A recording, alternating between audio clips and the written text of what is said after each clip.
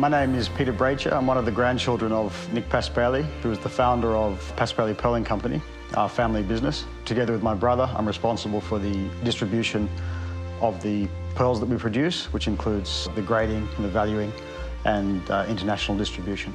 We've been farming pearls since the late 1950s, but prior to that, my grandfather was involved in the pearl shelling and natural pearl industry, and in fact, prior to him, my great-grandmother was a dealer in natural pearls as far back as the 1920s. 3 of her children entered the natural pearl business, natural pearl and pearl shelling, which they did for the next 20 or 30 years until the demise of the Australian natural pearl industry. The Australian natural pearl shelling industry and natural pearl industry was thriving for about 100 years, from about 1850 to 1950, but there was overfishing in the pearling grounds, and the development of plastic substitutes for mother of pearl products led to the demise of the industry by about the end of the Second World War.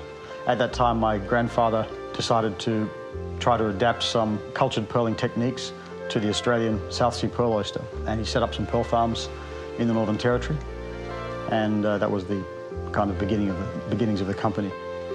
All of my generation, my brother, my sister, all of my cousins, all of us worked in the production side of the business when we were younger. Some of us, such as myself, was longer ago than for others. I think it's that experience that really kind of cements the passion that each of us has for the industry and for the product, because it's a really wonderful business and a beautiful part of the world.